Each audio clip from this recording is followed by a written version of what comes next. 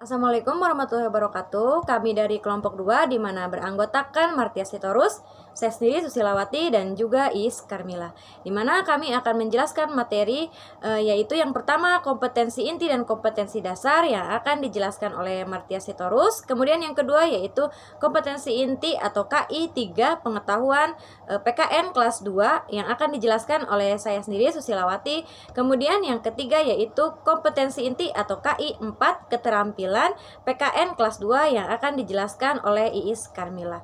Untuk mempersingkat waktu, langsung saja kita pada materi yang pertama yaitu kompetensi inti dan kompetensi dasar yang akan dijelaskan oleh Martia Sitorus. Kepadanya kami persilahkan. Yang pertama yaitu kompetensi inti 3 atau KI 3 atau pengetahuan. Pengetahuan merupakan memahami pengetahuan faktual dengan cara mengamati, mendengar, melihat, membaca, dan menanya menurut rasa ingin tahu perihal dirinya, makhluk ciptaan Tuhan dan kegiatannya, dan benda-benda yang dijumpainya di rumah dan di sekolah. Lalu yang kedua itu kompetensi inti 4 atau KI 4 atau keterampilan. Keterampilan merupakan menyajikan pengetahuan faktual dalam bahasa yang terperinci dan logis, dalam karya yang estetis, dalam gerakan yang mencerminkan anak sehat, dan dalam tindakan yang mencerminkan sikap anak beriman dan berakhlak mulia. Lalu selanjutnya akan disampaikan oleh Susilawati. Selanjutnya materi kompetensi inti 3 atau KI 3 pengetahuan PKN kelas 2 SD yang akan dijelaskan oleh saya sendiri Susilawati. Sesuai dengan standar kompetensi lulusan, sasaran pembelajaran mencakup pengembangan ranah sikap, pengetahuan, dan keterampilan yang dielaborasi setiap satuan pendidikan. Setiap ranah kompetensi memiliki lintasan perolehan atau proses psikologis yang berbeda-beda. Nah, kompetensi pengetahuan diperoleh melalui aktivitas mengingat, memahami, menerapkan, menganalisis, serta mengevaluasi.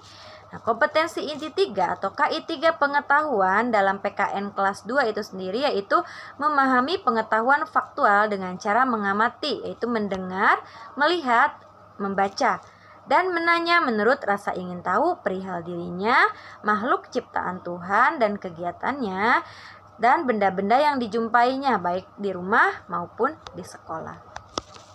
Contohnya dalam materi PKN kelas 2 SD misalkan tentang simbol-simbol Pancasila. Anak diberikan pengetahuan atau memahami berdasarkan dengan mengamati, yaitu mendengar, melihat dan membaca. Misalkan mendengarkan penjelasan dari gurunya bahwa kita negara Indonesia memiliki Pancasila sebagai dasar negara atau ideologi negara, di mana Pancasila itu terdiri dari 5 butir Pancasila. Kemudian anak melihat bahwa ternyata dalam setiap butir Pancasila itu memiliki simbol atau lambang yang berbeda-beda. Kemudian setelah itu mereka membaca bahwa misalkan simbol bintang tunggal ternyata melambangkan sila pertama yaitu ketuhanan yang Maha Esa. Ternyata kemudian yang kedua itu rantai emas melambangkan sila kedua ya, dan sebagainya. Kemudian setelah itu timbullah pertanyaan bahwa kenapa misalkan bintang tunggal itu menjadi simbol sila pertama, misalkan seperti itu. Kemudian kenapa rantai emas menjadi simbol sila kedua, seperti itu. Kemudian setelah mereka mengamati dengan cara mendengar, melihat, membaca tadi, dan setelah itu timbullah pertanyaan-pertanyaan, barulah di situ guru memberikan tambahan atau informasi tambahan, yaitu bahwa ternyata pada setiap simbol Pancasila itu memiliki makna ya. Misalkan pada bintang tunggal kenapa dijadikan simbol sila pertama yaitu ketuhanan yang Maha Esa? Karena bintang dalam Pancasila melambangkan cahaya kerohanian yang dipancarkan Tuhan pada setiap manusia. Sudut 5 dalam bintang tunggal juga melambangkan cahaya yang menerangi dasar negara yang terdiri dari 5 sila dalam Pancasila. Misalkan seperti itu. Mungkin itu saja penjelasan dari saya. Selanjutnya yaitu tentang kompetensi inti 4 keterampilan PKN kelas 2 yang akan dijelaskan oleh Iis Karmila. Baik, saya akan melanjutkan menjelaskan kompetensi dasar. Tadi kan sudah menjelaskan kompetensi dasar 3. Nah, sekarang saya akan menjelaskan kompetensi dasar 4, PPKN kelas 2. Di sini yang pertama ada 4.1, menjelaskan keberagaman pada lambang negara dan sila-sila Pancasila. Dan yang kedua 4.2, menceritakan acara sesuai hukum dan tata tertib di sekolah. Nah, pengalaman sila pertama dan kedua, Pancasila dapat menjaga kerukunan di sekolah. Contohnya seperti apa? Seperti memberi kesempatan anak untuk berdoa sebelum belajar. Dan yang kedua, berdoa menurut kepercayaannya masing-masing. Lalu yang ketiga, membantu teman yang tertimpa musibah atau bencana, bersikap murah hati kepada semua orang, mau menolong sesama teman. Pengalaman sila ketiga, apa sih contohnya? Contohnya yaitu seperti pembelajaran tarian daerah, bangga menggunakan produk negara seperti seragam sekolah, bersahabat dengan teman dari berbagai suku, tidak pilih teman, bekerja sama menjaga keamanan atau lingkungan sekolah. Sila keempat, menghormati pendapat orang lain. Lalu apalagi?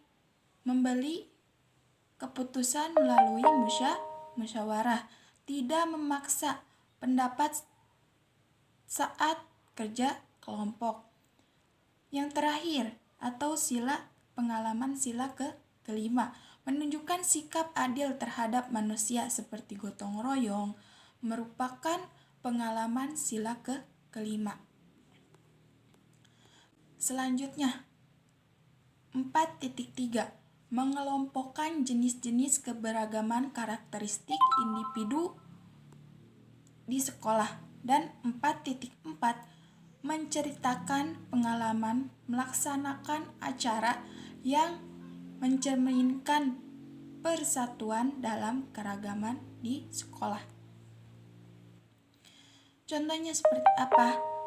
Pentingnya menjaga persatuan. Apakah kamu tahu semboyan yang berbunyi bersatu kita teguh, bercerai kita runtuh? Semboyan itu mengajarkan kita mengenai pentingnya persatuan.